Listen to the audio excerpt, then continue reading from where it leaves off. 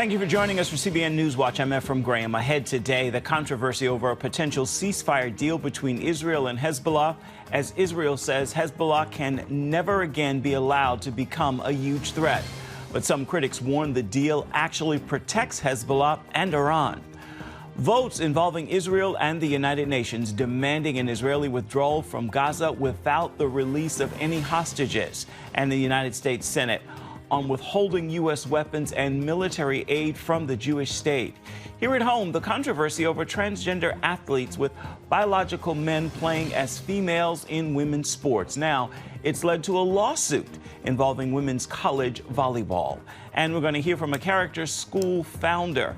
From a charter school founder, as the U.S. educational system is nearing the bottom of world rankings, and changes may be on the horizon. All those stories and more ahead right now on CBN NewsWatch.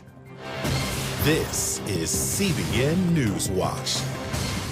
Let's begin this half hour in the Middle East, where a potential ceasefire deal between Israel and Hezbollah is already stirring up controversy and some opposition.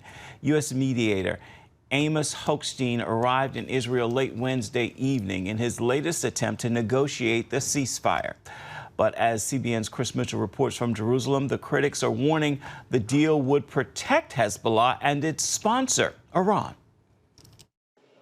On Wednesday, U.S. negotiator Amos Hochstein concluded talks with Lebanon's Speaker of the Parliament. If we made progress, I would go to Israel and make those additional discussions there based on the conversations here, and see what we can do. A major sticking point is Hezbollah's demand that Israel can't respond to violations by the terror group. It is not allowed for Israel to violate and kill and enter whenever it wants. Israel's new foreign minister says they must have that right. We will need to keep the freedom of to act if there will be violations. Sa'ar says Israel must be able to keep Hezbollah from ever again becoming a huge threat. We will have to enforce that they won't be able to build again their force in Lebanon. They won't be able to bring again ammunition, missiles. While Hochstein would not discuss details of the agreement, Middle East analyst Lee Smith tells CBN News it would underwrite the Lebanese army that's been infiltrated by Hezbollah. We're talking about an additional $400 million for the Lebanese armed forces, in addition to the hundreds of millions that we have now decided to give them yearly. What we're doing is we're paying a Hezbollah asset. Smith says the deal favors Hezbollah. It not only protects an Iranian proxy, the chief Iranian proxy, Hezbollah, what it also does is it also it stiffs the American taxpayer. We call it funding for Lebanon. It's not funding for Lebanon. It's funding for Hezbollah. At the UN Wednesday, the U.S. vetoed a Security Council resolution demanding an immediate, unconditional, and permanent ceasefire in Gaza. We made clear throughout negotiations we could not support an unconditional ceasefire that failed to release the hostages. Israel points out Hamas can easily end the war. If Hamas were to release the hostages and surrender their weapons, not one more shot would need to be fired. In the U.S. Senate, an effort by progressives to end sales of offensive weapons to Israel went down to a solid defeat. The yeas are 19, the nays are 78. One senator responded, present. The motion is not agreed to. Opponents said it would send the wrong signal. This signal will be seen by the enemies of Israel and the enemies of peace as if they just stick with it, they will win. It has been a cornerstone of American policy to give Israel the resources it needs to defend against its enemies. We should not stray from that policy today. And Chris Mitchell joins us now from Jerusalem to continue our coverage. Chris, based on what we know about this ceasefire proposal with Hezbollah, would Israel be likely to approve it? Well, based on what we know, Ephraim, I don't think it would be likely that Israel would approve it. Since October 7th, when Hamas was attacked Israel, and then on October 8th, when Hezbollah attacked Israel, Israel's position on both of these fronts is much stronger.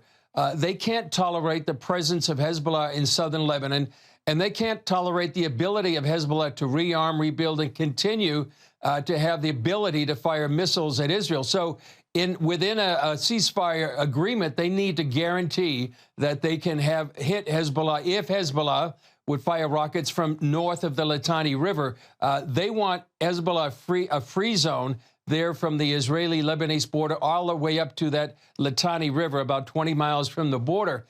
They also need to guarantee, Ephraim, that more than 60,000 Israelis can go safely back to their homes. And as I mentioned, the key point is that Israel has to have the liberty to strike Hezbollah north of the Litani River if they have to. So if the ceasefire deal doesn't include that guarantee to Israel, I'm not sure they're going to be able to agree to this ceasefire. Will it be possible to get a ceasefire deal since Israel wants to prevent Hezbollah from launching more attacks? Well, as I said, unless that key provision changes, it seems unlikely. However, they're meeting now. Apparently, Huckstein met with our Strategic Affairs Minister, Ron Dermer, here in Israel. We don't know what's being discussed secretly. Some people wonder if this is a ceasefire proposal, that it's a way to stop Hezbollah from being wiped out. And is Iran perhaps behind the scenes trying to save their main proxy in the region, Hezbollah? Another official goal of the war, as I mentioned, is to get all those who fled Hezbollah to go back home. More than 60,000. There's ghost towns along the Lebanese-Israeli border.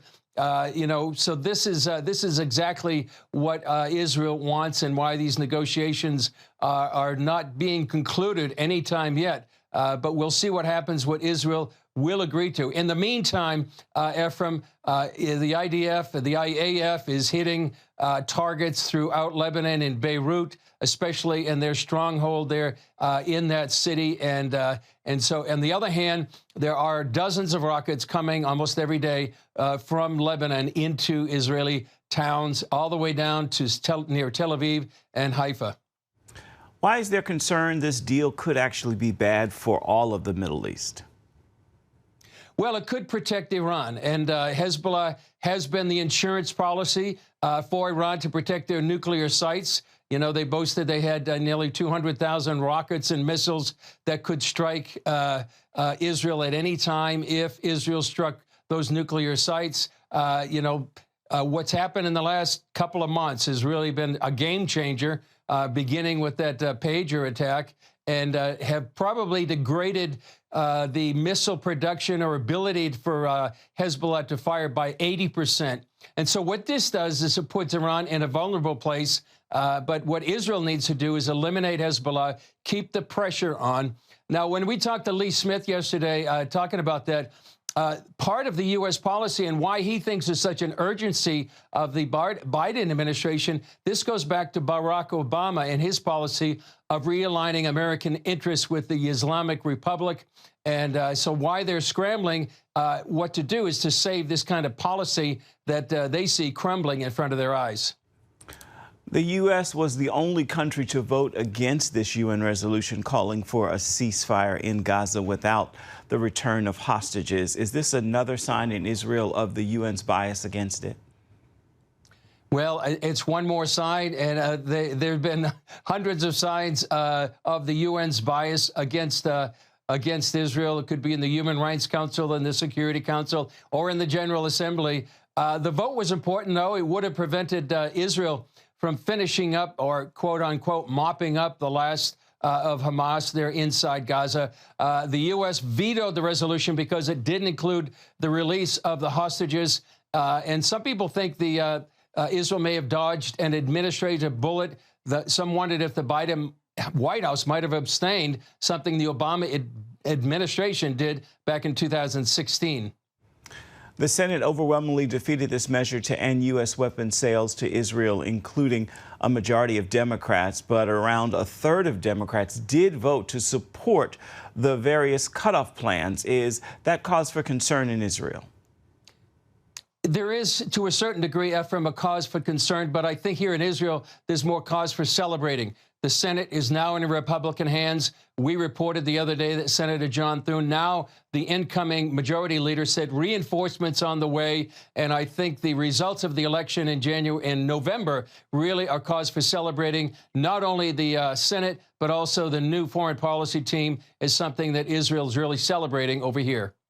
Our CBN News Middle East Bureau Chief Chris Mitchell, thank you so much as always for your insights. Stay safe and know that we back here are praying for you and our entire team there in Israel. Coming up here at home, it was one of the major issues in this year's elections, transgender athletes, with critics saying it's unfair for biological males to be playing against females in sports. Now it's the subject of a legal battle in women's college volleyball. We're going to bring you that story when we come back.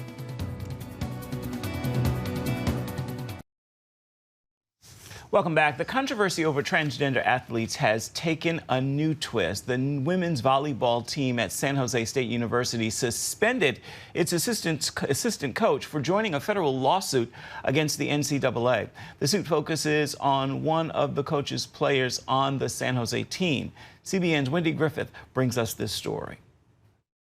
Associate head coach Melissa Batie-Smoose of the San Jose State Spartans women's volleyball team is under indefinite suspension after filing a Title IX complaint against the school. She says the player Blair Fleming is transgender and should not be allowed to play.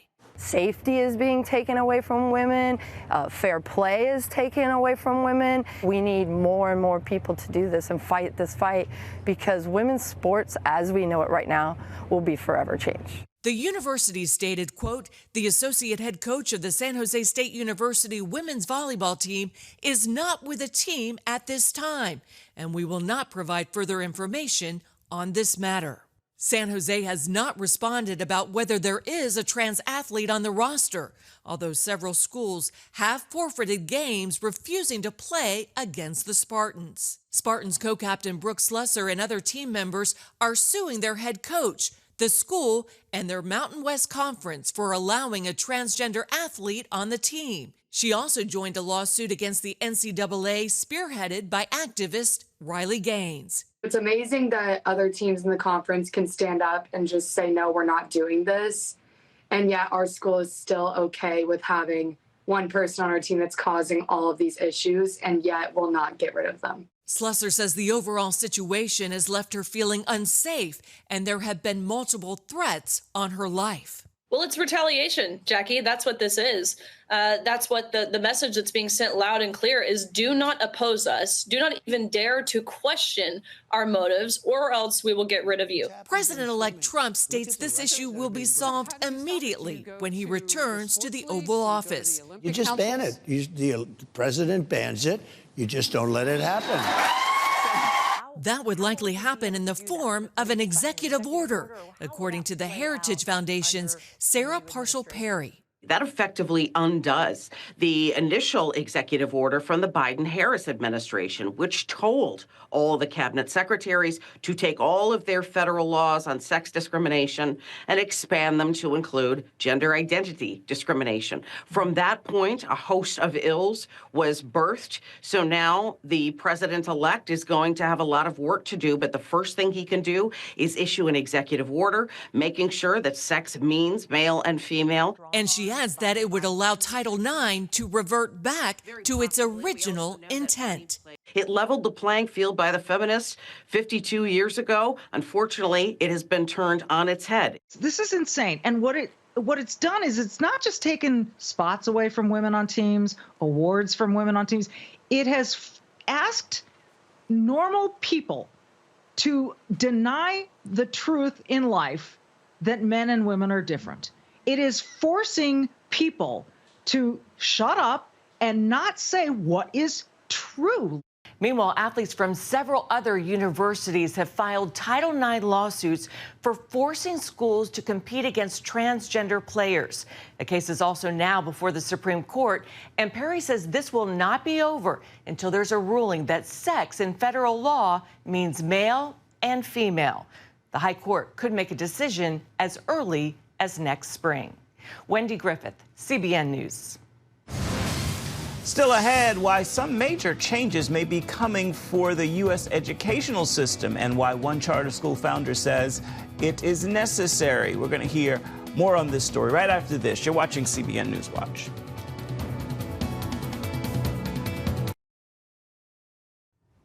Some significant changes may be on the horizon for how Americans approach education in this country. President-elect Donald Trump has pledged to dismantle the Department of Education soon after he begins his second term.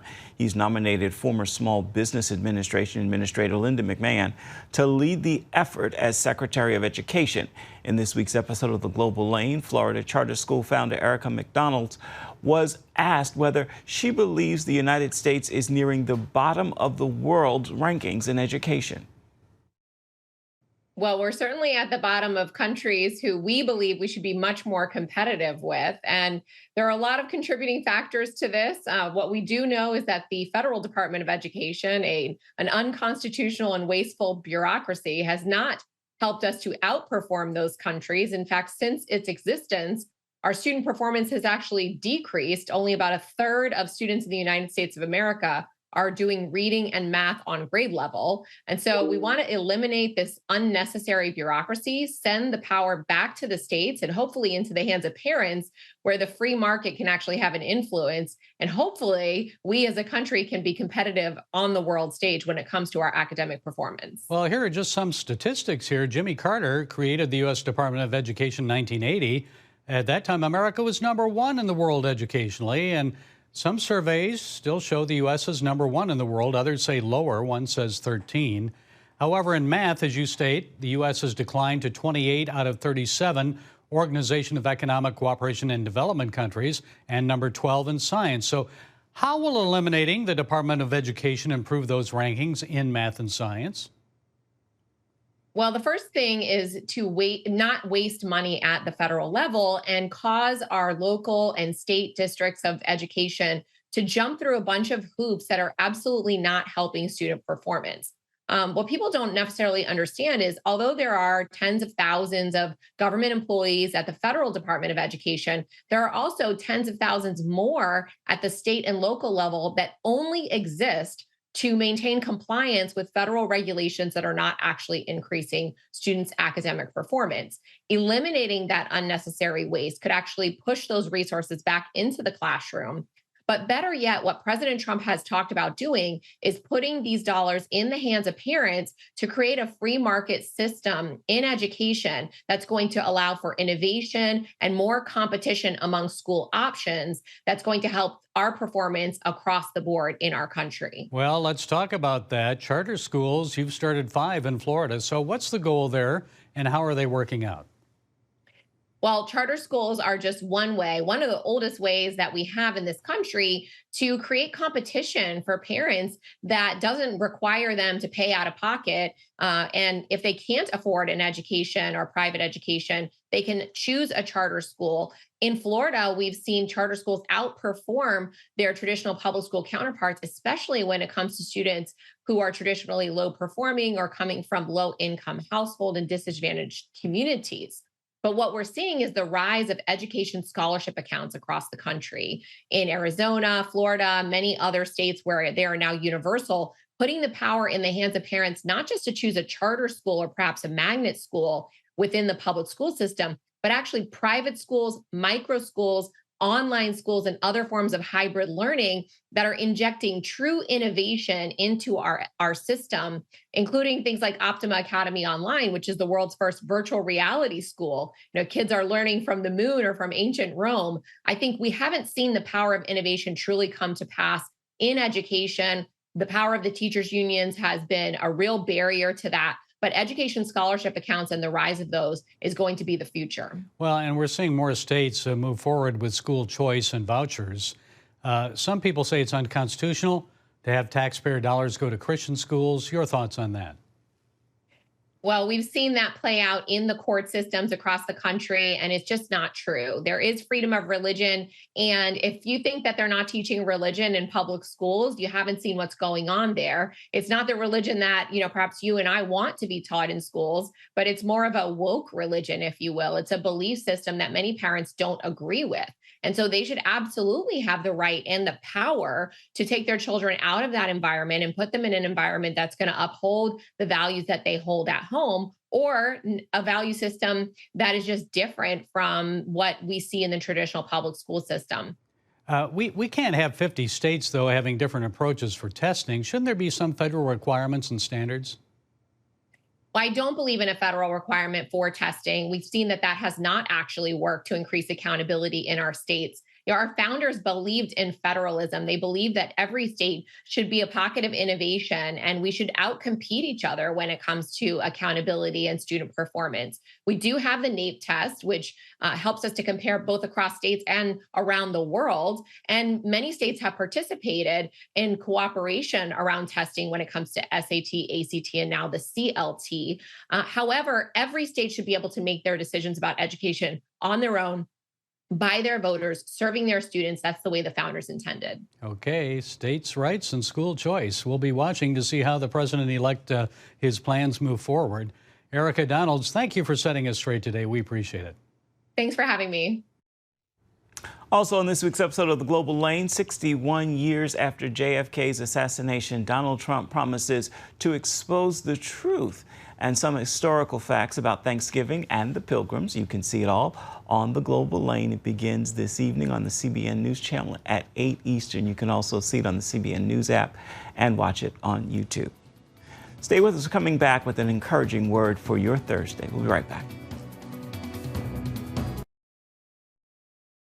Introducing a brand new way to start your morning, the CBN News Quick Start Podcast. Each weekday morning at 7 a.m., get quick highlights of the day's important news. Then an in-depth analysis that goes beyond the headlines. Insights that matter to people of faith. Discover how God is moving around the world and here at home.